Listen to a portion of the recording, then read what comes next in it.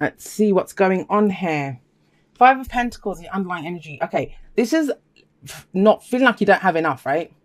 There might have been a rejection of some kind, something that you were going for, and it's the poverty card. Emotional poverty, financial poverty, whatever it is, you just don't feel like you have enough. We're going into this week, there might be kind of that kind of scarcity and thinking like, what the hell do I actually have? What the kind of thing that I think a lot of people don't say about the Five of Pentacles is that help is available. Help is available there, but sometimes we reject it because maybe there's like a price tag attached to it, right? You know, someone says that they'll help us, but then we're going to be like indebted to them for the rest of our lives. We have to kind of give them our firstborn child or something. It's that kind of an energy sometimes. So there can be help available, but we just say, no, I'd rather do it alone. I'd rather go on my own. And that's where the rejection is. You reject the help, but there usually is some form of rejection here. Now, it's a general reading, so it can go both ways. Maybe you've rejected someone. It's interesting to me that the sun is the focus, because that's why I'm kind of harping on about the rejection of help, because you seem to see the potential in something. You seem to see the potential for great happiness in a situation. Now, it might be that you have a plan for a business or for a relationship or whatever, but it's like, I don't have the money yet, or I don't have the support yet.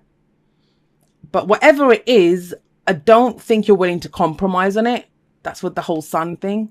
There is this kind of level of optimism that comes in with the sun, which is pretty remarkable here with 2 5s sat on either side of it. So we've looked at the Five of Pentacles. Now we have the Five of Swords coming up as the pastor foundation. Remember, this is last week, last month, last year. It doesn't matter. It's the fact that it leads to where we are right now.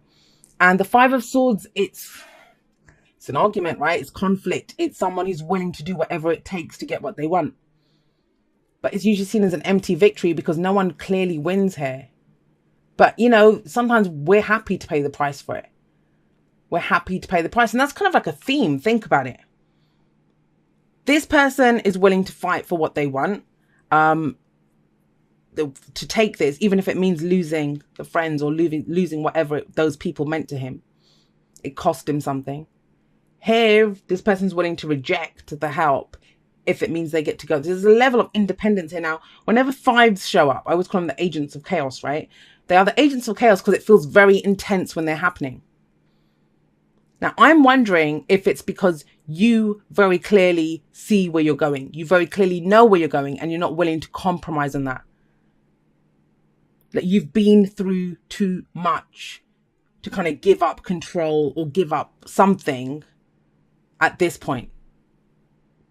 That's coming through very strongly. There's a very determined energy in this reading. Very determined.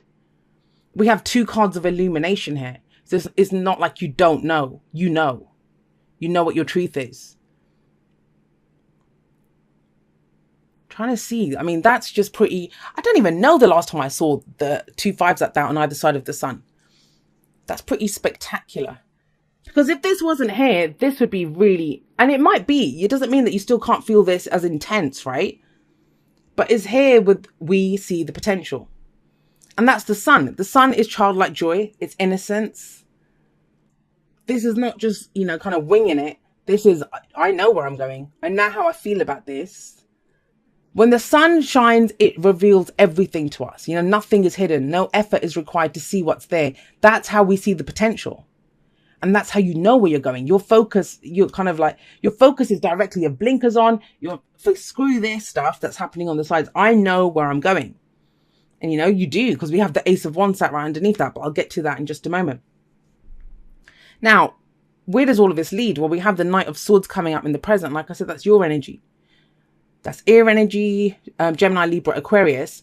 But the thing with the Knight of Swords is he knows his truth. He knows what his truth is. And he's willing to act, and it's very spontaneous energy. He comes charging in out of nowhere, kind of blurts out his truth. So just going to say this, Gemini, you guys might be unleashing your truth on a few people. And it's not always the most pleasant of truths. It is the truth. It is the truth, but it's not always the most pleasant. I mean, it could be with the Five of Pentacles here. If someone's trying to offer you something and you're like, well, I don't need it. You know, I'm fine on my own. I'll take care of it. I'll do it myself. Because you know there's strings attached. That's what I was trying to say before. Price tag. Strings attached to whatever the help is or the offer is. Now, for others of you, I'll just say this because it can be flipped, right? It might be that you're in this situation and somebody else comes in, because the Knight of Swords can come in from anywhere. And that's someone that you kind of, it doesn't mean that they're an air sign. They might have those kind of qualities. They come in and speak some truth to you. And the fact that it's swords coming up, Knight of Swords, you kind of connect to them. They're on your wavelength. This is someone that you can understand. But I think this, for most of you, this is you. You acting on your truth, speaking your truth, fighting for your truth, fighting for your beliefs. There's a very strong core belief here. Like, you cannot be budged from this. A very kind of resolute, very stubborn energy. Even though we don't have cards like the Emperor and stuff coming out, there's that kind of determination. Anyone who can still shine like the sun with this crap on either side, yeah, they know what they're doing. They know where they're going. They know what their truth is. And that's you. You know that. So where does this lead? If you speak your truth, act on your truth, go fight for your truth, what comes in? The Ace of Wands. Now, this is the beginning of something new. Aces are, yes, the opportunities that come in. And the Ace of Wands in particular, it can be a new project, a new creative venture, something that gets you really passionate, excited, and enthusiastic. It can be the second chance in a situation as well. It doesn't always have to be a brand new situation. But it's kind of like the fire comes back in, and you bring the fire, Gemini. You bring the fire. I see you guys doing it because you're the one that's blazing this kind of trail down the middle. Look at the colors here. You can see it. This all looks kind of drab apart from the moon there, but you know, kind of drab and grey and dark and stuff. And you're like, no, I know this. You're kind of lighting up the way. And you may get people telling you that, you know, you have no idea what you're doing, Gemini, but you do. Maybe that's why you have to speak your truth. Just tell people to shut up. I've gone through too much to stop now. Like, this changes a person when they go through that, especially if you're the one that was left without the swords. If someone did this to you, you're not ready for it to happen again. You're not ready for it to happen again. But remember, it's general. So if you did this to someone, that could be someone else speaking their truth now. But whatever comes out of this, I think for you, it works out really well because it's being lit up with all this energy down the middle. What's the advice? The advice is the Moon card. Now, the Moon card itself is also a card of illumination. But whereas the sun illuminates everything and it makes us happy and we can see the potential, we see the path ahead, the Moon's the opposite. Everything's in shadow when the Moon shows up. We can see part of the pathway, but we can't see all of it. Now, the bits that we can't see, that's the shadows. What's in the shadows? Well, our fears and our doubts tell us what's in the shadows. So I don't think there are actually any kind of literal shadows. The Moon card here, it's about, I think for you, it's about, can you walk this path in faith? And even if there are shadows, think about it. The sun's already shining here. It's illuminating everything. But you still, what's the doubt? Is it this? Is it because you're worried this will happen again? And I think the advice coming up with as the Moon is trying to get you to, it's all well and good kind of fighting for what you believe in, starting something new, having passion, having excitement, having creativity, all of that. But when you choose your words, because the Knight of Swords can be blunt, you know, he can deliver, he's not very tactful in the way that he delivers his truth. Are you doing it from fear of that this will happen again? It's like, I don't want that to happen again. If it's a new situation or a new person that you're dealing with and you kind of unleash all that on them because someone else did that to you. And the Moon could be telling you that. It's saying, you know, trust your intuition on this, that they're not the same person. As long as you're kind of resolute and you stick to your truth, speak from your place of truth, you don't have to cut other people with your words. I kind of get that with the Moon here. I'm going to pull a clarifier though for the Moon. Let's see. So this is very intuitive energy. She's very intuitive. She comes from her heart space. And I think that's what it is. It's kind of asking you to kind of be a little softer in your approach, because that's the advice. It's all great. It's all good. Please do fight for your truth. You know, go for this. But if we're doing it because we've been rejected, you know, we see a path forward, and it's about being considerate. You know, you can speak your truth. You can say it in a million different ways, but you don't have to be harsh with it. You know, it's about being a little bit considerate in the way that you deliver the truth. She is kind, she is caring, she's nurturing, but she knows what her cup is worth. She knows what it's worth. So she's just not going to just hand it over to anyone, and trust in yourself that you're not just going to hand over your cup whether that's the cup of love, friendship, whatever, you know, wherever you're coming from emotionally. Because we have some very logical energy here, right? Very head-oriented energy. We have passion, creativity all in the middle. But you still have some fears and doubts. And that's normal if you've been through the Five of Swords energy. So if you're dealing with someone new in a new situation, you know, it's about doing it with grace. Coming from a heart space. It may not be that person's fault. It won't be. If it's a new person, it's not their fault. Whatever was done to you in the past, right? Spiritual connection. This relationship has a connection that goes beyond this lifetime.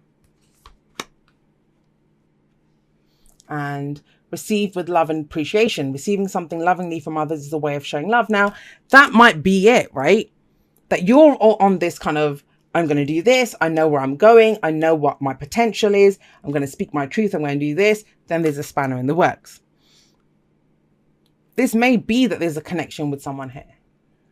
And that's what keeps you going, maybe. Even though there's crap all around you with this Five of Pentacles, Five of Swords energy surrounding the sun. Is that what's keeping you optimistic? Is that what's keeping you seeing the potential? Because you know you have this connection with someone. But maybe it throws you that, you know, you are so determined to be on this solo path and go forward and do what you want. And maybe the Queen of Cups is someone else that comes in. And that's what kind of throws you a little bit. You're confused by this. It may be that you say something to someone and you're expecting them to kind of retaliate and argue, because that's what used to happen in the past, right? There was an argument here and it's different now. You know, instead you meet a Queen of Cups type energy. And that's how there's this beautiful new beginning that comes in here. I love this reading, Gemini. It's so interesting. Yeah, a change in the wind. Now, a change in the wind, it is, you know, when we can sense something's about to shift, something is about to change. And whether that's because, you know, you believe that with that the sun showing up here, it's going to change. Or if you're going through this and the moon's that, oh my God, are things going to change? It is a little bit like the Tower card, but you kind of know it's going to happen. That's what a change in the wind is. And that's not necessarily a bad thing. Even if you can sense a storm coming, even if you can feel something like that coming in, it never lasts, right? And it kind of feels like it kind of clears the air. You know, after a good rain where it kind of cleanses the world almost and it washes everything away. There's a shift coming in, you know, if you've been braced for impact, if you've been fighting for something, you've had kind of eyes forward, centered, focused on where you're going. You've taken all the steps, said everything you need to, and you're starting something new. Things are changing. Things are changing. And, you know, I'll say hats off to those of you that this message resonates with, because it's almost like you've kept going despite this. Like you've just not looked left, not looked right. You've just kept going forward. The sun is guiding me. I'm going to follow the sun. And like I said, for some of you, it's some connection that's kept you going. Where you've had faith, where, you know, other people wouldn't have had. It says, dear you, check in occasionally with yourself about your motives behind actions you plan on taking. See, that's what I mean. Don't do it from a place of, well, I got screwed in the past. I'm not going to let anyone do that now. Especially when you have an end game in mind. Is the source of your motivation desire or entitlement? Maybe you're drawn to a certain path because you think it will bring you a feeling related to the outcome you seek, like safety or wholeness. Know that you will see a reflection in the outer world of the motive that drives you forward. Do you need a motive? Can you simply be pulled in the direction your soul calls you toward joy, discovery, growth, or adventure? This is adventure, right? Participating in something compelling and meaningful without trying to define it. If you can step forward, surrender to whatever spirit has in store for you, you'll be amazed at how things turn out. Check your motives and hand them over to spirit. Everybody here wants the best for you. Life loves you more than you know. So there is that. I got a little bit of that here. And maybe that's the moon. That's trusting your intuition and the softer side, right? That you don't have to just cut someone down. No matter what, it's about showing grace under fire. And I think you have done already. It's about going forward with that. And especially not, I'm just going to say this and it might just be for one person, or maybe you're dealing with someone like this. There's a kind of sense of like vengeance here. If this was done before, I'm going to go fight for this and have vengeance. But this is not about that. This guy doesn't fight to kind of show someone else. He does it just to fight for his ideals, for his beliefs and stuff. It's not about cutting down anyone else. It's all about what his own thoughts and ideas are. He fights for himself, for his king, for his whatever, his beliefs. So I would just be very mindful of that, because otherwise, you know, it's amazing energy. Focus on this in the middle, and you have been. That's the whole point of this. You have been focusing on this kind of trail, the trail that you're blazing down the middle of your reading.